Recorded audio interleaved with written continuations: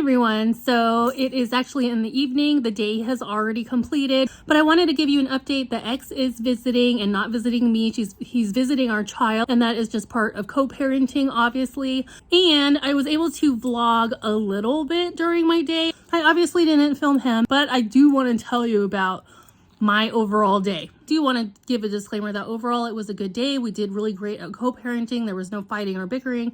And for the most part, my daughter had a really good day. I think especially because her parents were getting along. Divorce is absolutely hard on kids. And if you can somehow get along with your ex, even if it's temporary, all the better, right? Sorry if the camera's shaking. I'm trying my best to hold it up. So we ended up going to lunch together, which is normal. We go out to eat. So we went to a restaurant for lunch.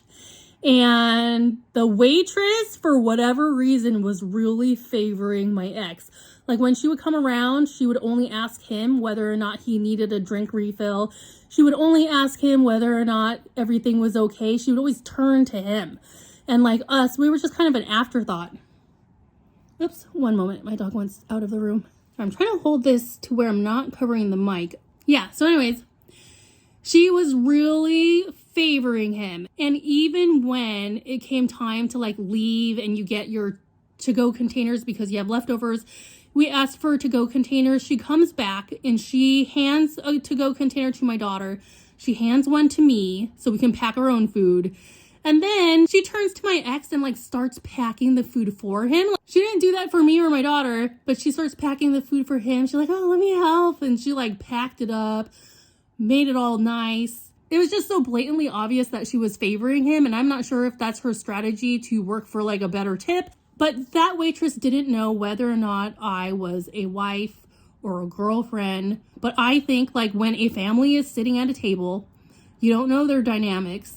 I think it's really rude and disrespectful for a waitress to show such blatant favoritism. And I even told my ex, I'm like, she's really favoring you. And even he agreed. He was like, yeah, she is. So normally when we go out for a meal as a family, he will pay on his card and then I'll take the receipt and I will like pay him back. Like normally we split it in half.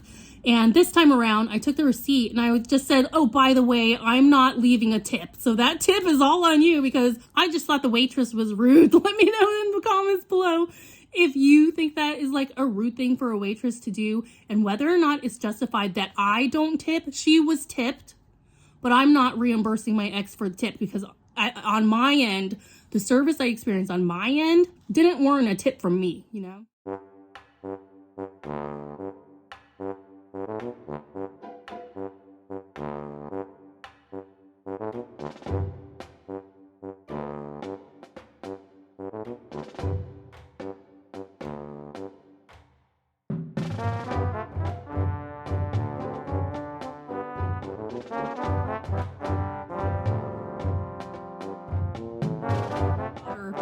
So later in the day, my daughter and her dad had some alone time and they did an escape room together. They both really like escape rooms. And I thought it was like a great opportunity for myself. Like, oh, okay, so they're going to do an escape room. I'm going to go shopping on my own. It's like a nice break for me.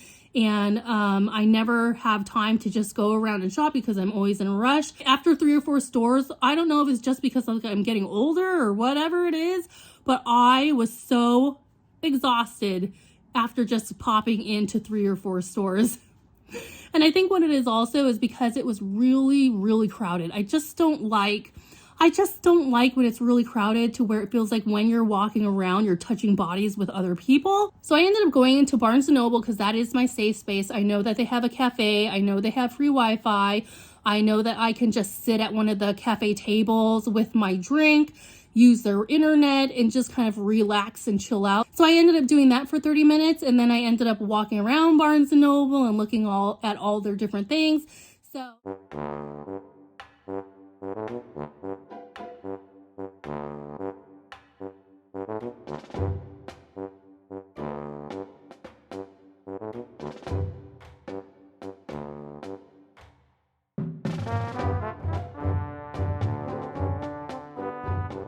I am going to show you my tiny little haul from Barnes & Noble. And yes, you will see another book that I purchased. I know that I have plenty of books that I still have to read, but I purchased one more to add to my very large TBR. I just couldn't help it. I saw the book. I thought overall I did really well. There was a handful of books that I really thought looked like good books. Under normal circumstances, I would have purchased all of them. But this time around, I just took pictures of the other books and will like save for later. And we'll probably see if my library has it. But out of that handful of books I wanted, I ended up just buying one, which is better than usual, to add to my very large TBR list. But I looked on Goodreads and the reviews for this book were really good. I didn't try to read too deep into it because I like the book to be a surprise, but a lot of the reviews resonated the same. Like they were really wowed by the book, so I ended up purchasing that. All right, so I'll do a little bit of a Barnes & Noble haul. So I ended up getting this magazine here, High Fructose.